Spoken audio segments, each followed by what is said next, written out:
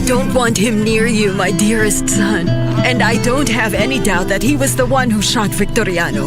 If you had listened to me, Vicente, you would still be alive. No. You wouldn't dare tell Emiliano. Then don't try me. No, don't come in! Victoriano! Victoriano, get me out of here! Victoriano! He said that you hired me to get revenge on him.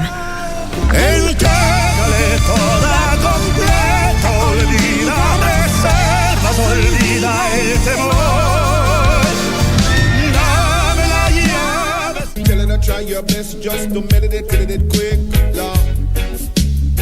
Oh man, not telling her to dancing. I'm ding, Papa me chicken. Tell her say, glory, glory to the Master. Come on, help me shout this name. Can we press out free? Free. We got to be free. Hallelujah be to the Most High God for giving me strength to praise His name. So I'm gonna preach the gospel of God. I must apologize, 'cause I'm so sorry to treat you so cruel. All that was wrong, seen I was only playing.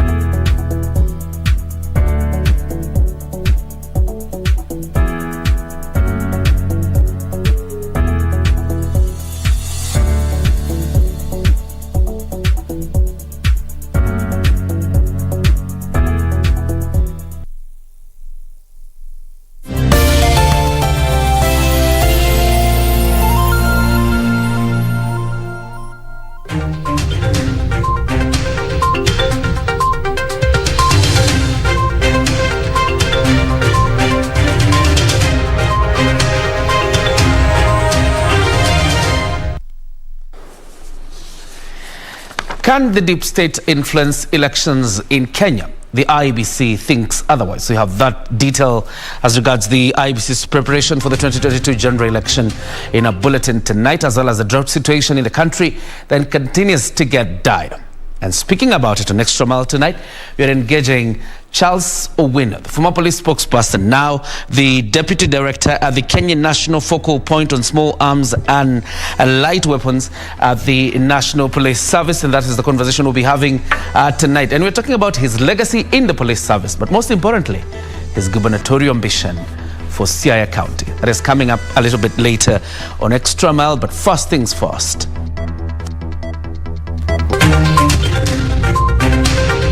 Our problems now remain external problems which we have, and which a number of them are yet to be addressed by our external stakeholders. Don't be swayed by deep state narrative. IBC promises credible 2022 general election, even as it decries poor funding. Sure, the affected counties and the people, particularly the most vulnerable families, that the government of Kenya will not spare any effort or resource in this response to ensure we cushion them against the devastating effects of this drought. Responding to the distressed North, government releases 2 billion shillings for food supplements and pasture. And seeking to unmask the COVID-19 billionaires, a report by the National Assembly Committee wants former KEMSA board chairperson Kembi Gitura investigated.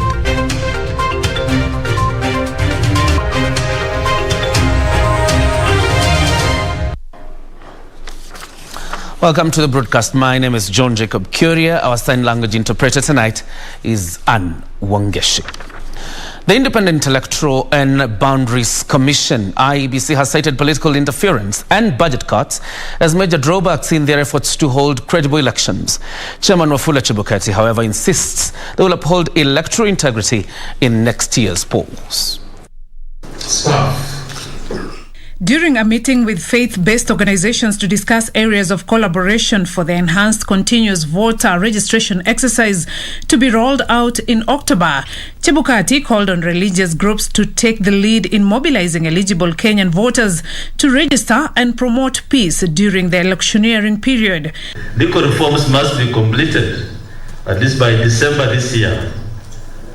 If we have amendments to the law late in the day, it will affect our election operation plan. So any amendments that complement our election operation plan must be done by December this year if they complement our election operation plan.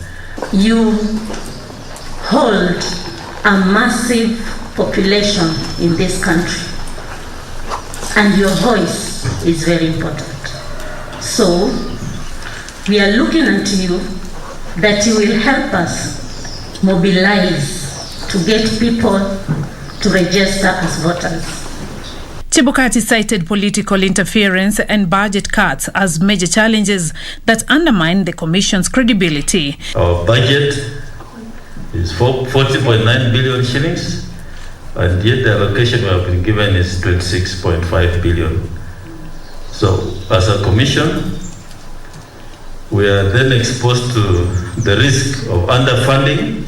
While excluding confidence in conducting a credible election, Chebukati called for candid discussions on challenges facing the country. Politicians and political parties always try to undermine the independence of the Commission during the elections and engage in false accusations of the Commission and its staff, thereby bending and damaging the image of the Commission well before elections are held. The Commission is training constituency election coordinators and constituency administrative assistants who will then train registration clerks in enhanced continuous voter registration exercise. Beatrice Gatonyangetich, Prime Edition. Let's now focus on the drought situation in the country, and Treasury has released 2 billion shillings towards drought mitigation as directed by President Uhuru Kenyatta. Devolution Cabinet Secretary Eugene Wamalwa says the government will continue with the relief food supply and cash transfers to the families in the worst hit counties. On Wednesday, Devolution Cabinet Secretary Eugene Wamalwa flagged off 32,000 bags of animal feeds to aid Kenyans facing drought in the country. The CS naming Wajir, Garissa, Mandera and Isiolo as the worst hit counties. As we speak, 5 counties have gone into the alarm stage, meaning the drought is worsening with time. One of the biggest challenges is lack of water because of the failure of the short rains in October, December, and the long rains in March to May. We have no water in most of these areas for the animals and the residents affected. To cushion the affected families and their livestock, Wamalwa says that the government had released 2 billion shillings to help the affected. So far, 1.5 billion shillings has been disbursed to the affected families through cash transfers. Assure the affected counties and the people, particularly the most vulnerable families, that the government of Kenya will not spare any effort or resource in this response to ensure we cushion them against the devastating effects of this drought. The livestock is the backbone of the pastoralist communities. And the main source of their incomes and livelihoods.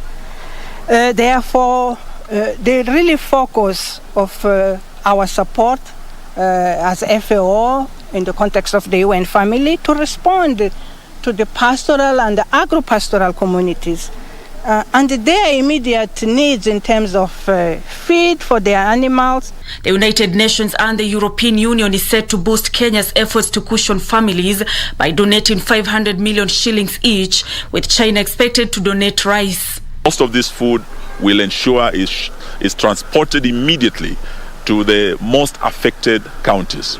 Nancy Okware, Prime Edition. And now in an interesting development, the National Assembly Public Investment Committee, PIC, once former Kenya Medical Supplies Authority chairperson KBC Gitura investigated for his role in the 7.8 billion shillings COVID-19 supplies scandal. The National Assembly Watchdog Committee probing the scandal also wants the Assets and Recovery Agency to recover monies paid to suppliers who inflated prices of items supplied to KEMSA, as Kevin Oshira now reports. Almost 1 year after the impropriety in the acquisition of 7.8 billion shilling COVID-19 equipment, the National Assembly Public Investment Committee has tabled its report. The Watchdog Committee wants the EACC to investigate the KEMSA board on the role it played during the procurement of the COVID-19 items. MPs want the anti-graft body to probe the alleged interference by former chairperson KBC Gitura and former board member Joel Gesuka on the award of commitment letters to 2 suppliers. We should not allow payments, first of all, for those who have not been paid, and even those who have been paid. These figures will now have to be relooked at. And we have all the evidence. We've provided everything in the report, which the EACC can be able to use and the DPP can be able to use. In the report tabled Wednesday, the Watchdog Committee want a multi-agency team from the government to probe the whole procurement process of the COVID-19 items. The report further implicates KEMSA's suspended CEO, Jonah Manjari, for signing commitment letters, an instrument not recognized in law, the Director of Procurement, Charles Juma, and Director of Finance, Waiganjo Karanja, for illegalities in awarding and payment of tenders. There was we also took the responses from the presidential force team that had been put into place, you remember, regarding the COVID matters. So we looked at them, and this country can be able, if this report is going to be approved, this country can be able to save billions of shillings, and we don't necessarily have to lose. Kevin Washira, Prime Edition.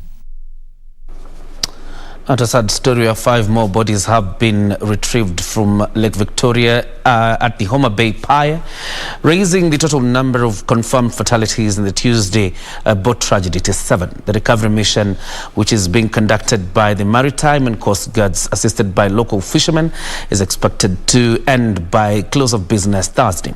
And as Simon Achola reports, questions have been raised over the safety of passengers using the vessels for travel between mainland and the islands. Emotional scenes as this man receives and identifies the body of his mother that has just been retrieved from the lake. A few meters away, religious leaders are deep in prayer, hopeful that the bodies which sank to the bottom of the lake can float to hasten the much needed closure. 7 people have been confirmed dead, while the fate of 3 others remain unknown. But we are still here with the whole team. Like I say, we brought in Kenya Maritime Authority yesterday. They arrived in the evening. Kenya Coast Guard are also there. The local fishermen have also volunteered helping with the search.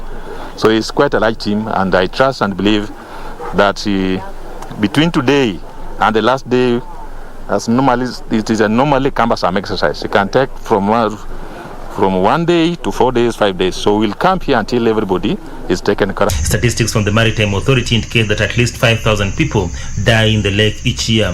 While many factors will be at play, maritime officials say most lake users rarely put on the life jackets, which are mandatory requirement before venturing into the lake. This is a jacket that will keep you afloat as long as it takes, and nobody will lose life. We may lose cargo can be bought, but we cannot replace life as a country, no. The safety of some boats is also a concern. The government wants all lake users to adhere to the set rules and regulations. This duty is not for me as Kenya Maritime Authority, it's for all of us, up to including the people who come to the market. You see an overloaded boat too much, please use your courtesy as a human being who value life.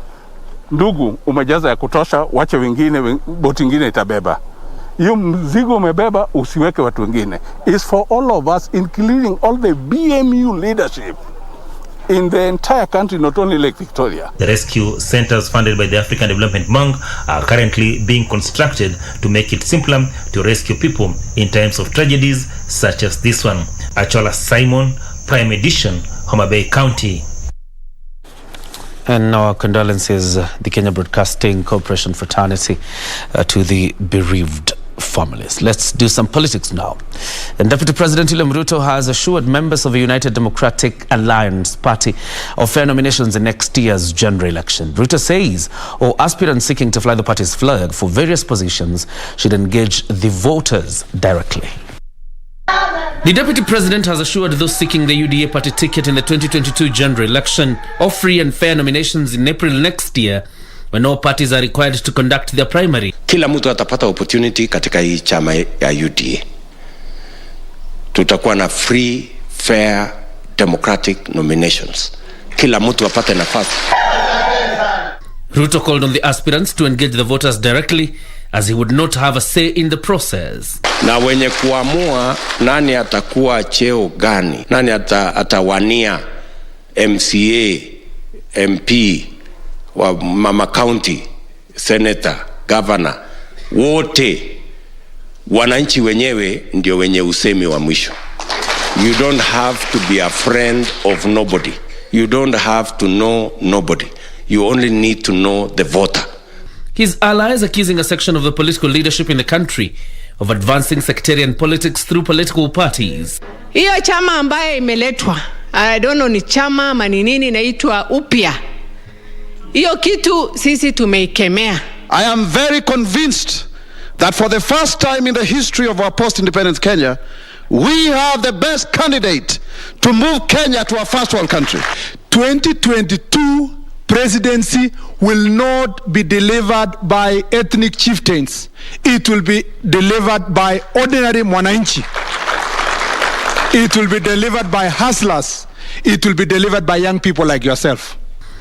The Deputy President, who met with youth from northeastern counties and Kiambu County, told the group that his bottom-up economic model will guarantee opportunities for all. Up until we have a deliberate policy framework and deliberate programs that will deliver opportunity for young people in our nation to work or do business, it is not going to be business as usual until we have clarity. And still in politics and in KIoria County, the governor, Anne Waiguru, has given the strongest hint just yet as she may quit the Jubilee Party for the United Democratic Alliance.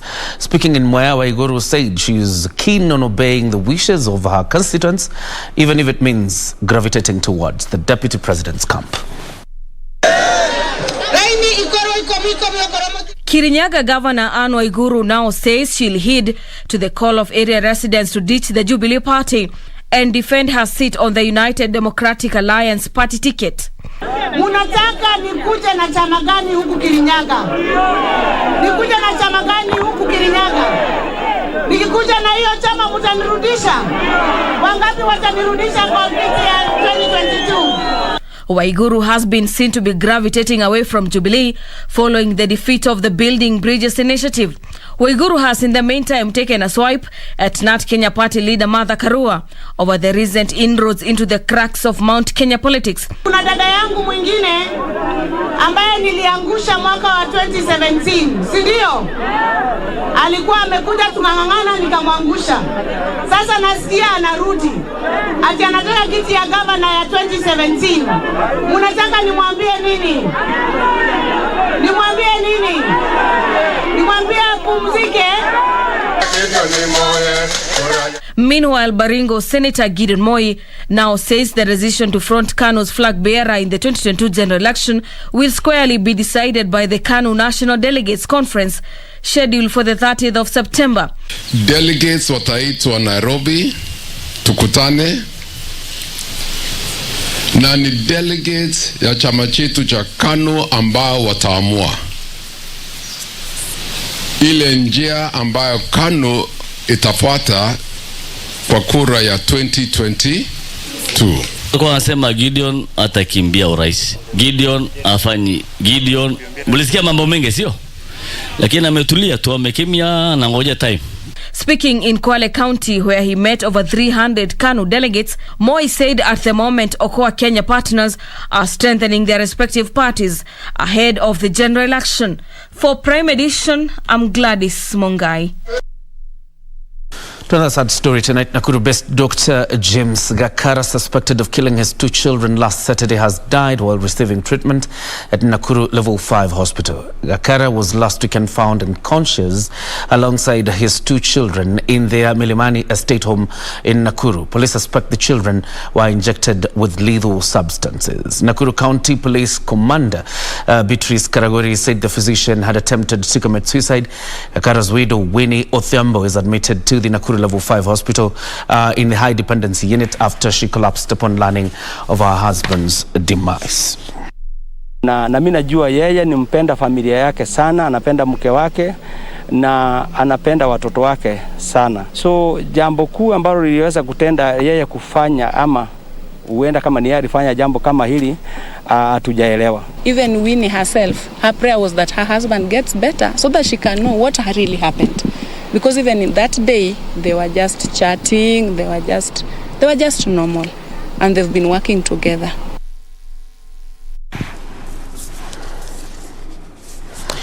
All right, it's time for us to take our very first breather on Prime Edition. But don't forget, we have more news lined up for you, including business with Karo Jenga, as well as sports with Richard Monga. But before then, an interview you don't want to miss with Charles Owino Wahongo, the former police spokesperson, now deputy director at the Kenya National Focal Point on Small Arms and Light Weapons. Let's talk about his legacy in the police service, but most importantly, that declaration that he's going to square it out with the likes of Orengo James, Nicholas Gumbo in the Siaya gubernatorial by-election. Don't go too far.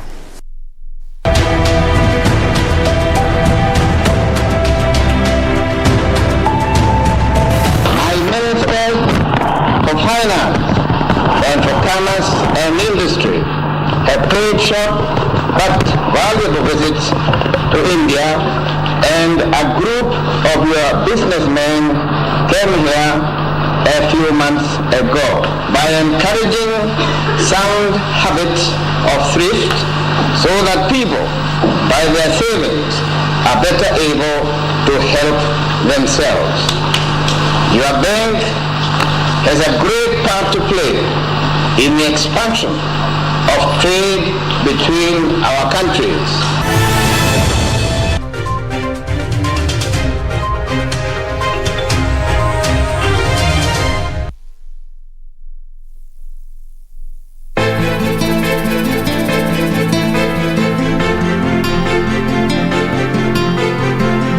Najua una wasiwasi na Badi, lakini hata yeye wakati wake utafika na nitamweka chini kama vile babake na dadake. Una hakika? Na bahati sana mume wangu hayuko, angekuwa mngenipigia saluti kuanzia getini mpaka huku ndani. Nani babako hapa? Kombo, wamtukana mgeni na maneno makali namna hiyo? Haya si yako eh? Kwa hivyo mtoto ndio shida. Malezi ni ya watu wawili. Kuna shida yote akiwa na wewe?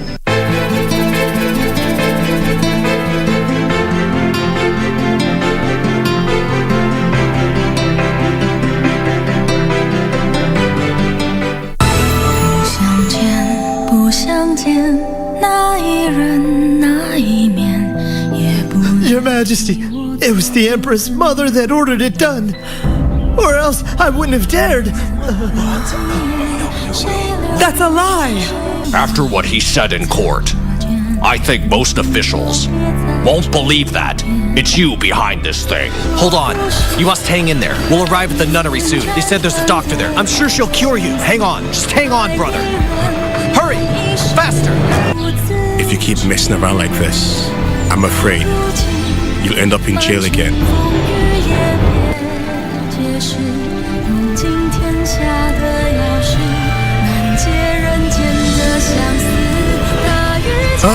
Dr. Han, watch out!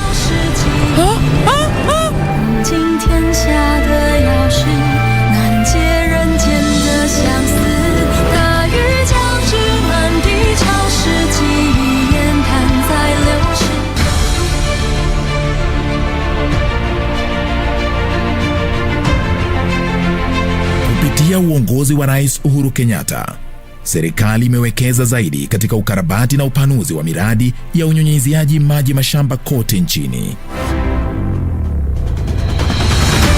Wiki hii kwenye Project 254, we must empower our farmers with the information necessary to increase their output, reduce their unit cost of production, and therefore significantly improve returns on their investment.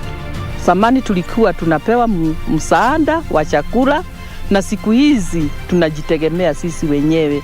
Wametupatia kitu ya muhimu ambayo hakitakwisha. Kitu tutaendelea kuvuna, kila wakati tutaendelea kuvuna kutoka kwa hayo maji.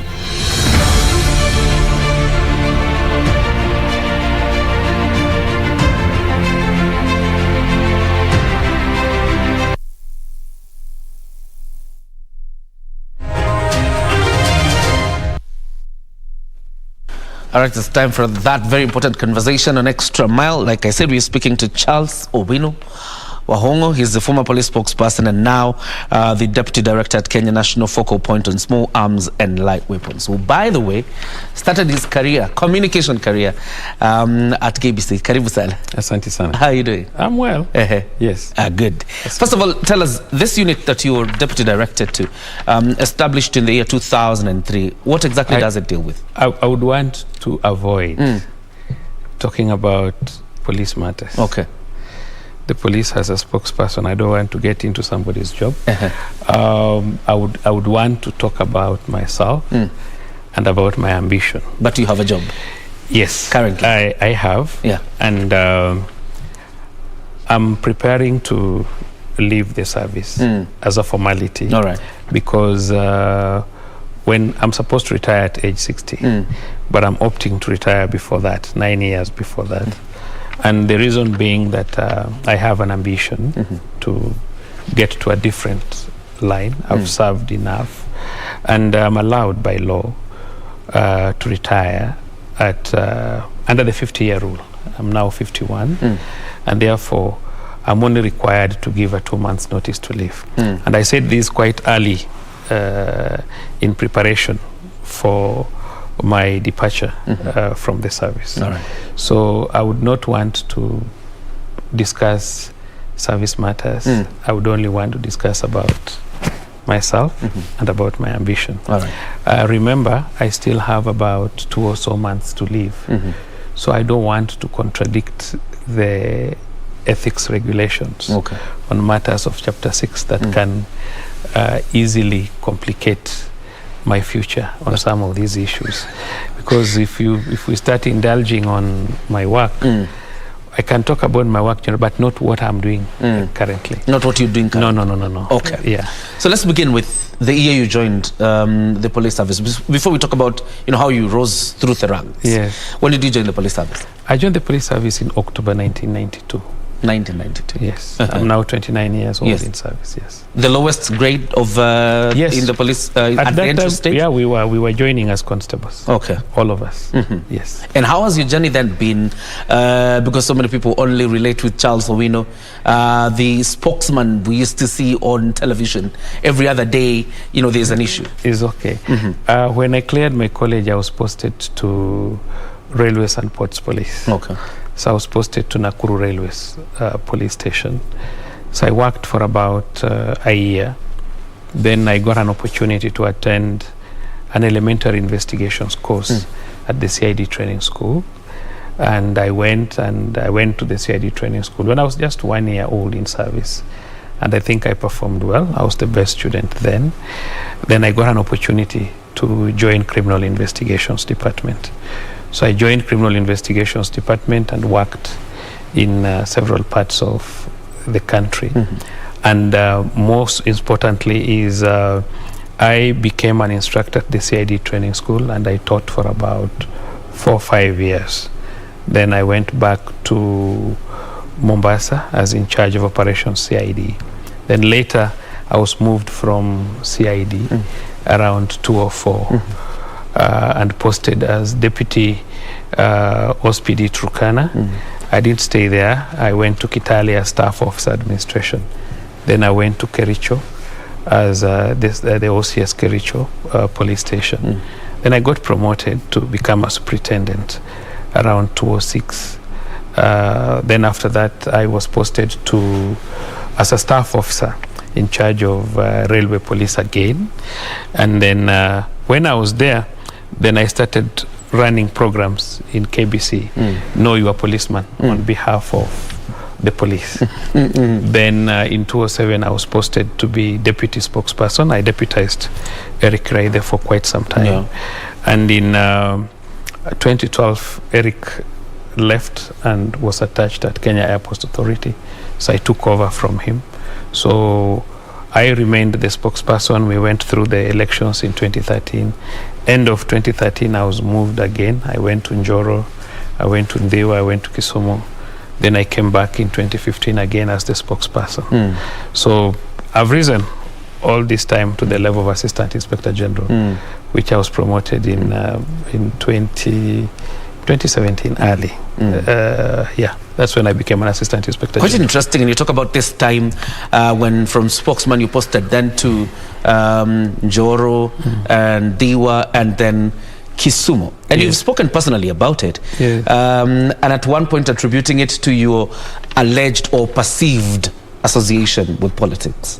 No. It had nothing to do with that. It was a normal transfer. Yes.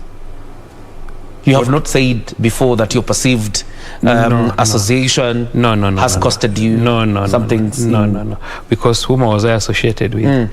Actually, I'm in a very awkward position politically because a number of people branded me a government person, which is true. I am. When you are a civil servant, you must remain a civil servant. Actually, if you follow the communication now, how my opponents are trying to talk, because I've not left. Once I leave in December, then I'll face them what we call omundu humundu. For now, I have to be quiet and do my things in the right way. But I've never associated with any politician or any political affiliation.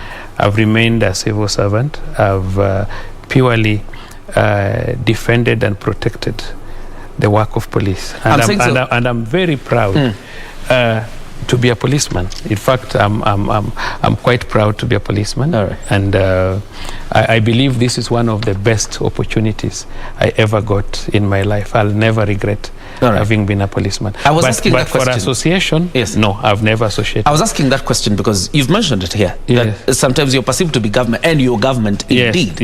And I'm talking about the last election, probably even in the year 2017. We even saw politicians in public podiums almost go directly for you. Yes. At that point. They had to go for me because I was the police spokesperson. And being the police spokesperson, I used to articulate police issues. I want to give you a very simple example. The community where I come from has been agitators for a very long time. We've never had a person from our community maybe running government. Equally to so many of the communities in Kenya, it is not only our community actually. And then what happened was, especially you can remember during demonstrations, the constitution is clear that when you are every person has a right to demonstrate, to picket, and to assemble peacefully and unarmed. But as you know it, many a times when you are peaceful and unarmed, maybe nobody will listen to you. So you find agitators tend to do things contrary to the law. And when you do things contrary to the law, then you have to face the full force of the law. For example, if you go burning cars along Uhuru Highway, you don't know that you are burning your mother's car, you don't know that you are burning your father's car, isn't it? You will just go out to burn vehicles. Now, the moment you do that, there are a section of the community who must be protected, because the role of the police is to protect life and even the properties and maintain law and order. So at that stage, sina rafiki. Yes. That is at that stage, sina rafiki, and I don't regret it. I can tell you specifically, because policemen are officers of the law, and as long as I'm a policeman, even if it is my father who is on the wrong side, then that is the position. So I've remained candid. I've remained respectful to my service, because that is what has made me to be what I am. But equally, I have a private life. I have I cannot be a policeman forever unless I die in service. But if you have life and you have an opportunity to live, then that is, it's just, for example, it looks very awkward for very many people to hear a policeman saying, oh, I want to become a member of parliament. As we speak today, we have many police officers in parliament. In fact, some of them left the service as constables, and they are in parliament. I even have, for example, one of our officers who just left. He retired as a chief inspector. Not retired, actually. He had not reached the retirement age, but he left, resigned, and he's a member. So we have so many policemen who are members of parliament. And even before, we had one of our colleagues who was a deputy commissioner of police, who was in charge of Police College Kiganjo. His name was Mr. Ngutu. He was a deputy commissioner. He became the MP for Kangundo, and he became Minister for Internal Security.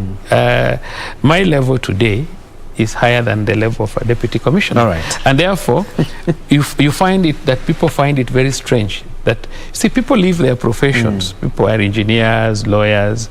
So I don't understand why it is an issue. You're doing nothing different. Yes. And we'll talk about that in a bit. But let's talk about your legacy as the National Police Service spokesman. Yes. What do you think will shape your legacy as a spokesman?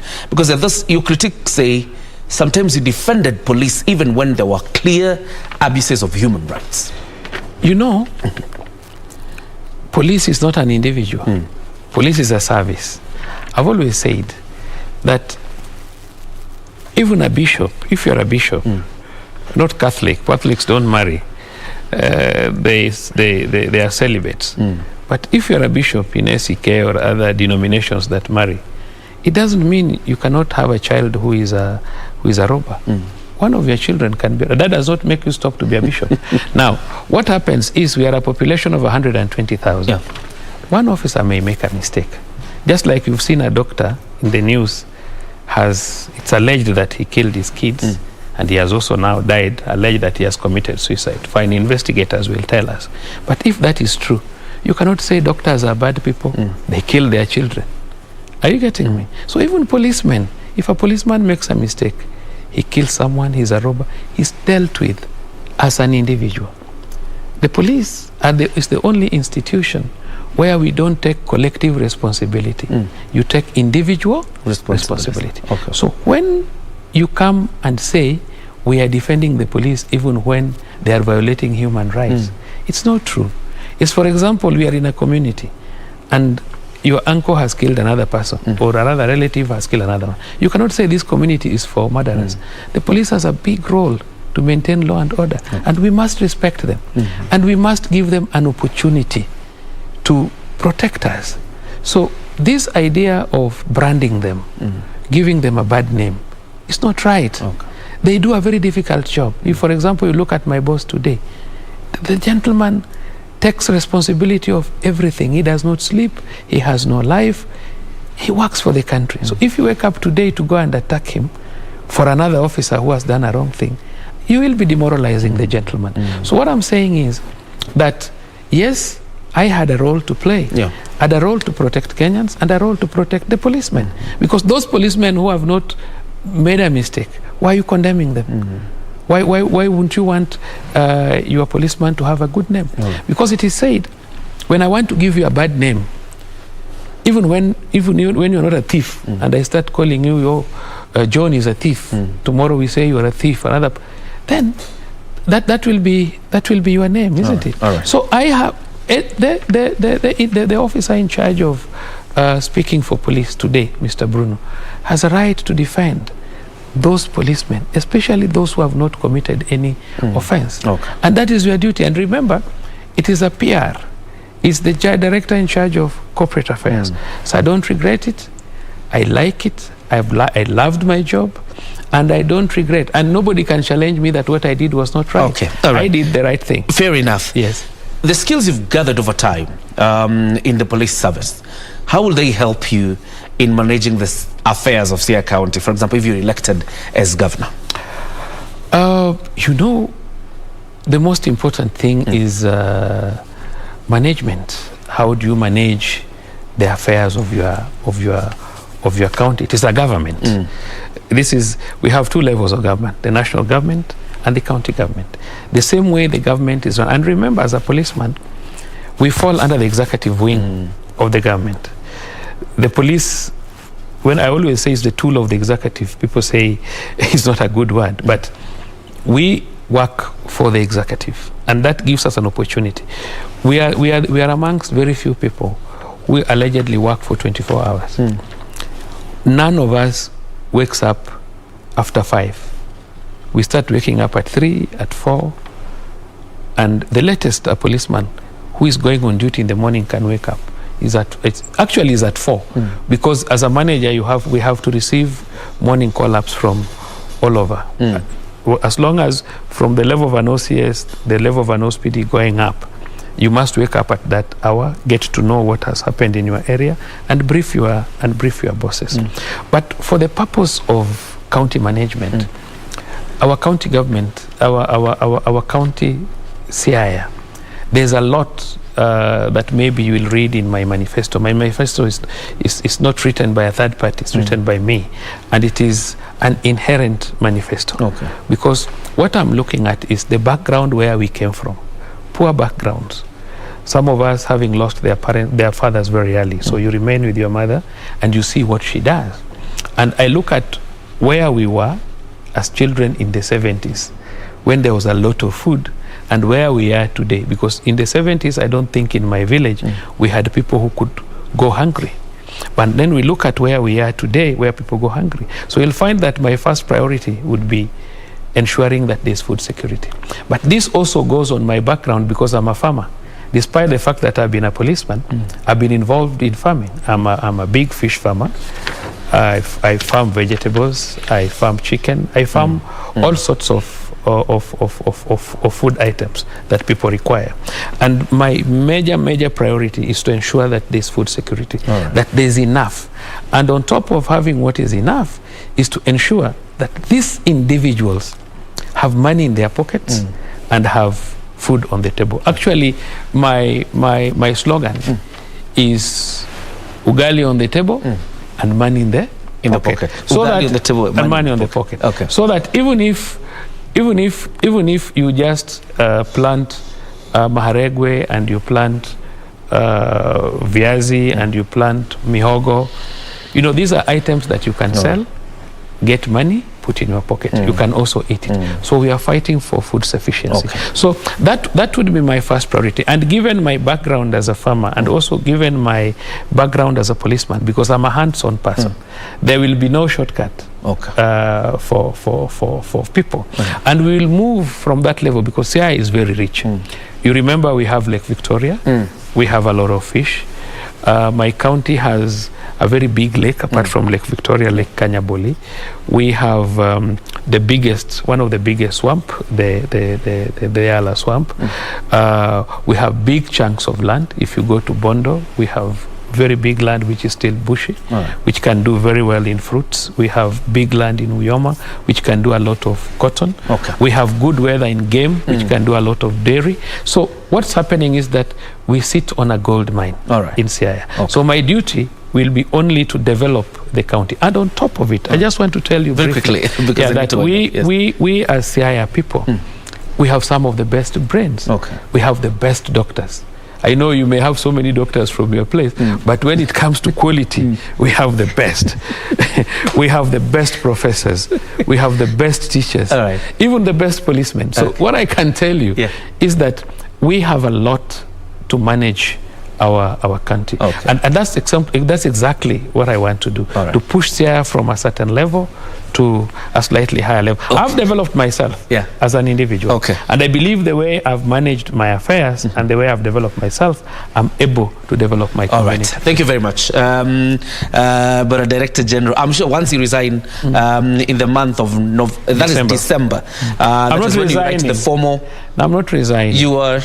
I'm retiring from the service. I'll be subject to my pension. But what I would like to say is, when I've left, you will have an opportunity to sit me here and discuss with me politics. But for now, for the purpose of Chapter 6 of the Constitution, it's important that you protect my legacy, so that when I live peacefully and I don't offend anyone. Okay, Charles Owino was with us tonight, vying for governor in Siaya County. And of course, you've heard about his legacy as a police spokesman, and says, I have no regrets. That's why we wind up Extra Mile. Carol Jenga is up next with business.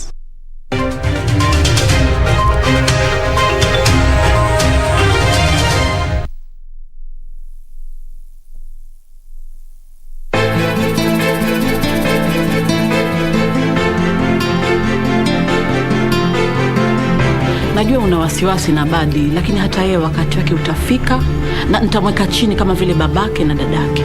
Una hakika? Na bahati sana mume wangu hayuko, angekuwa mngenipigia saluti kuanzia getini mpaka huku ndani. Nani babako hapa? Kombo, wamtukana mgeni na maneno makali namna hiyo? Haya si yako. Kwa hivyo mtoto ndio shida. Malezi ni ya watu wawili. Kuna shida yote akiwa na wewe?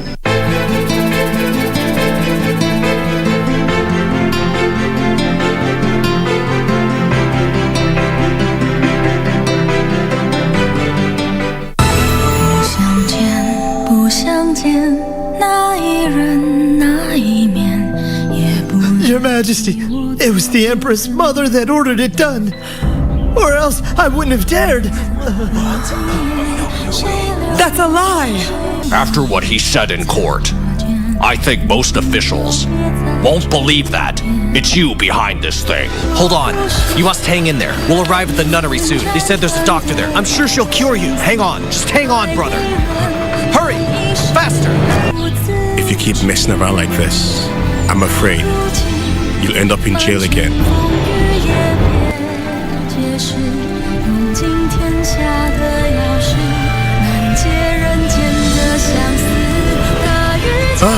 Dr. Han, watch out!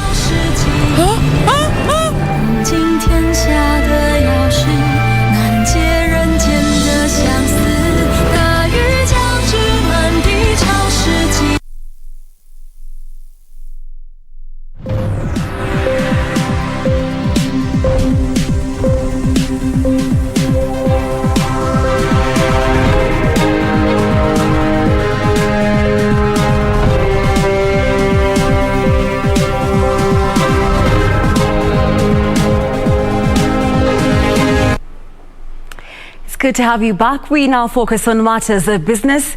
My name is Carol Jenga. You will not be required to present a certificate of good conduct, KIoria certificate of compliance, EACC clearance, HELB clearance form, and credit reference bureau clearance when applying for a job if the Employment Amendment Bill 2019 is enacted into law in its current form. Members of the National Assembly debating the amendment bill argued that job seekers are compelled to spend so much on acquiring these documents to apply for jobs, yet they are not guaranteed employment. About 800,000 graduates from institutions of higher learning enter the labor market every year, according to the Kenya National Bureau of Statistics. Those applying for jobs have to contend with rigorous requirements, such as presenting a certificate of good conduct, HELB clearance, KIoria certificate of compliance, EACC clearance, credit reference bureau clearance to be shortlisted for an interview. These documents are required to be attached to the application forms. So at that stage, the young man or woman doesn't know whether he or she will get a job. Just to go for the interview, or even not to even be called for the interview, yet they have gone through this rigorous process through which they even borrow money, because a majority of it is alluded to by the mover. And Madam Speaker, you even realize that there are some graduates who leave universities and institutions of higher learning even without their own certificates, Madam Speaker, simply probably because they have not cleared school fees. You know, they are in arrears at school, Madam Speaker, and then they have to face the job market to look for jobs, Madam Speaker. Processing of compliance or clearance certificate by relevant entities should be automated in order to facilitate the acquisition of such documents and reduce attendant cost of manual processing of such documents. The Employment Amendment Bill currently being debated by the members of Parliament seeks to simplify the job application process by amending Section 9 of the Employment Act to compel employers to carry out background checks on employees after employing them. They said job seekers are subjected to a rigorous process, yet they are not guaranteed of employment. We want a process whereby our youth are not locked out of the jobs even before they are interviewed. What this bill is saying and what I support is that young people who seek employment and are guaranteed, Madam Speaker, that there is a likelihood of being employed, they should be allowed to be employed first, Madam Speaker, and even get at least even 3 months, Madam Speaker, so that at least there you're also, saving your money and also ensuring that you have this job first, Madam Speaker, before you go back to your institution of learning, Madam Speaker, or the university to look for this documentation. Now, 14 sanitizer brands have been pulled out of the market for failing to meet quality standards. The Kenya Bureau of Standards, KEBS, says the brands were flagged after an assessment on 47 brands collected from the market during routine surveillance. You could be using a substandard sanitizer, exposing yourself to COVID-19 risks if findings by the Kenya Bureau of Standards is anything to go by. In a routine assessment on sanitizer brands in the Kenyan market, the standards body has flagged 30% of the products being sold as being substandard and a risk to users. KEB says the non-compliant brands that have now been recalled from the market are Blue King, Shocker, Jet, Kaida Care, My Choice, Safe Touch, Afia and Lab Care. Others are Aroma, Apocan, Clear Hands, Camly, Jams Shield and Sari. KEBS clarifies that the announcement is not meant to outlaw the sanitizer brands from the market, but rather a temporary suspension for compliance. The standards body has instructed the affected brands to institute effective corrective actions, whose effectiveness shall be confirmed by KEBS before resumption of production and placement of the brands in the market. Noting that they have intensified market surveillance and monitoring activities, the Kenya Bureau of Standards is urging the public to be vigilant and inform KEBS upon encountering any product suspected to be substandard through a toll-free number. Alanauko, Prime Edition. The Cooperative Bank of Kenya has signed a 750 million shillings loan portfolio guarantee agreement with the Africa Guarantee Fund to increase financing of green projects being undertaken by small and medium-sized enterprises. The cash will enable Coop Bank to increase financing to micro, small and medium-sized enterprises and promote emerging corporates in Kenya that are involved in green energy and solar installation projects. The Cooperative Bank of Kenya has secured 750 million shillings loan portfolio guarantee agreement from African Guarantee Fund to finance such by small and medium-sized enterprises. During the signing of the deal, Coop Bank Director for Corporate and Institutional Banking, Jacqueline Waithaka, revealed that the challenge banks and other financiers face in financing of solar energy regards the kind of securities that customers offer as collateral for credit.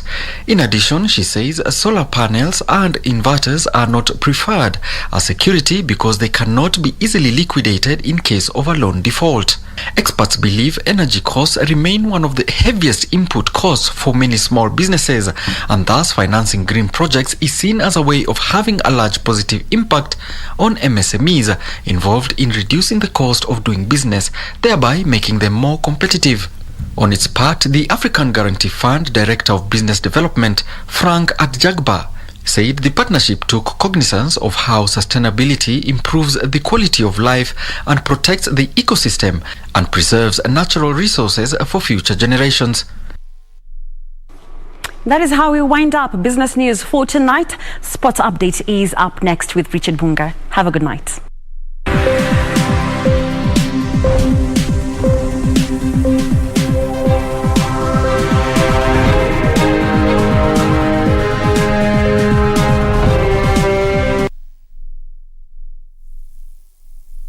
Ili kupata sikiza tune hii ya kibeti, bonyeza *811*962#. Haki umefanya vizuri sana kunifikia hii simu sasa. Nimekuwa na stress kutoka asubuhi kabisa.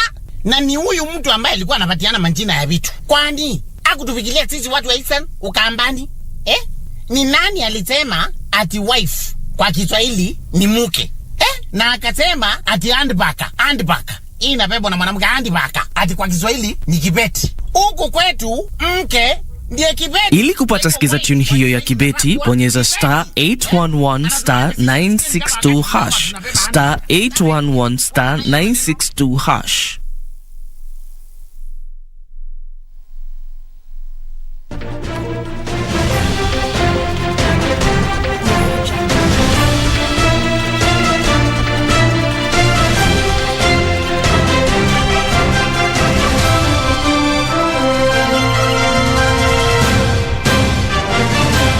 Good evening, I'm Richard Munga with a daily sports update. Now, FKF Premier League champions Tusker FC have bagged their first title of the season after beating Gor Mahia 8-7 in post-match penalties to lift the FKF Super Cup in Thika. Debutant Brand Bruere, formerly of Kariobangi Sharks, starred for the Brewers, saving a total of 3 penalties. The match was also used to gauge both teams' preparedness for the 2021-2022 season, which kicks off this coming weekend. After a goalless first half between Kenyan champions Tusker FC and Gor Mahia, Kogalo took the lead from the spot through Samuel Onyango after Benson Omala was brought down in the box.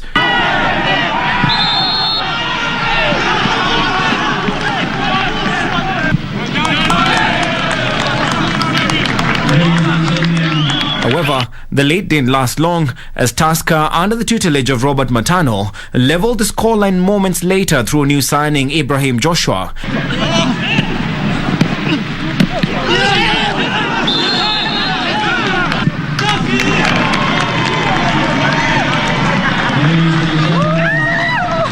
With no team getting the better of the other with the 5 fast regular penalties, Ernest Wendo was to miss Gor Mahia's 10th penalty, a move that saw Tusker win their first trophy of the season after Kirenge converted the last pot kick of the game.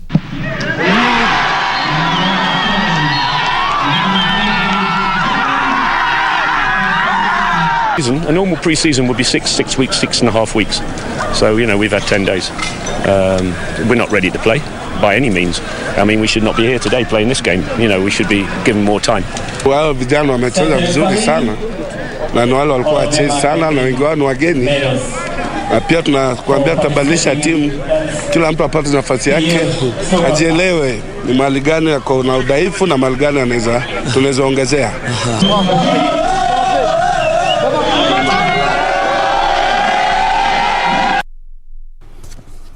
Well, of course, as football fans online have been saying that indeed Ndovu ni cool.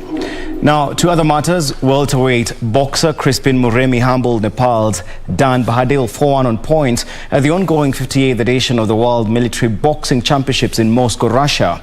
Super heavyweight Fred Ramogi trounced Ashish Duadi, while heavyweight Frederick Onyango lost 3-2 to Michael Epidling of Luxembourg. Flyweight Kevin Miner was outclassed 5-0 by Juliano Fernando of Mozambique. Lightweight Washington Wandera was also eliminated from this year's championship after losing to Uzbekistan's Shanko Abduralov. Kenya is among 36 countries that are taking part alongside boxing powerhouses Algeria, Kazakhstan and Uzbekistan.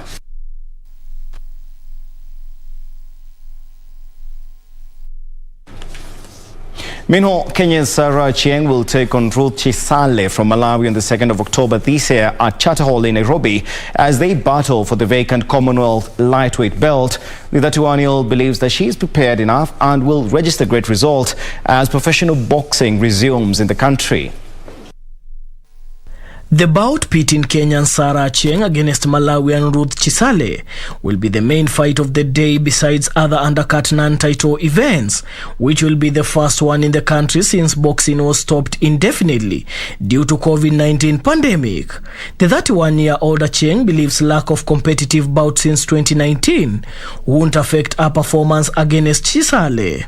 Kulingana na venye tumepiga zoezi pamoja na coach wangu, tulisema tumejiandaa vizuri.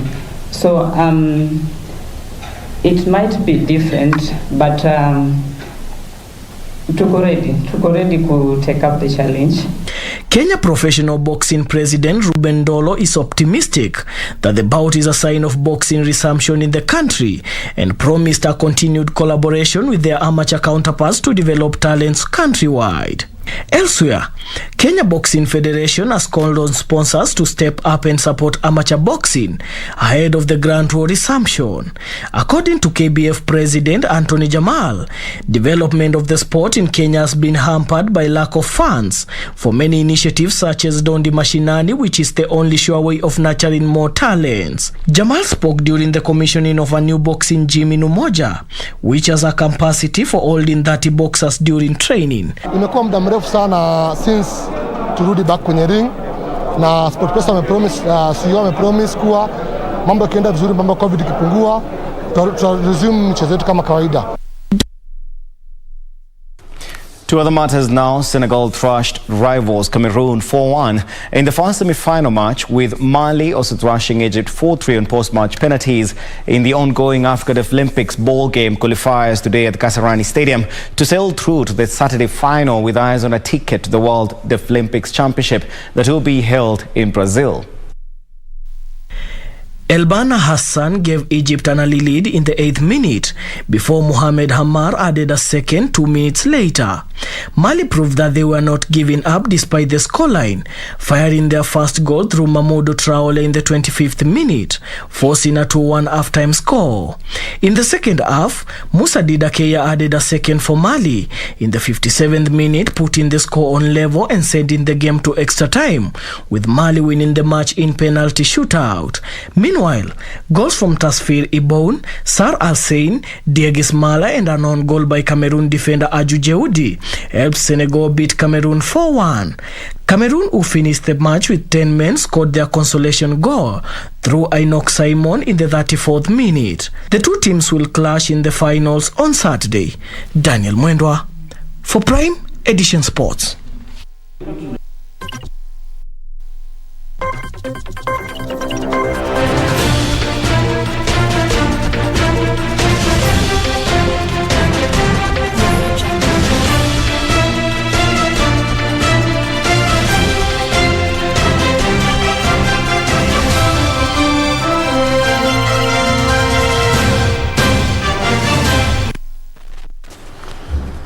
Oh, that's all the time we have for sports tonight. But two quick updates. The Carabao Cup continues tonight. I know you're a huge fan of Chelsea. It's taking on Aston Villa as we speak. United's second meeting in 4 days against West Ham. And FKF, Football Kenya Federation, has today announced that it has terminated its contract with, of course, the official league sponsors, that is Odibet. Well, comes as a, sad thing for the fans is the FKF Premier League is set to start on Saturday, including the County League, which means that the leagues are starting with, once again, there's something you said after the first story. What was that? Oh, Tusker, once again. Tusker beat Gor Mahia. Ndovuniku indeed. Chelsea is the Ndovuniku in this context. Anyway, thank you very much for updating us. It's time for us to wind up Prime Edition. Thank you very much for your responses. And I see a lot of messages coming in for the Siaya gubernatorial aspirant, Charles Owino. That was a good interview. And saying, he's quite an outspoken person, he should just go for it. And it will be quite interesting. But for now, I think we need to hand it over to the reggae vibe on the rave. Hey, of course. What is up next? Good night. Good night.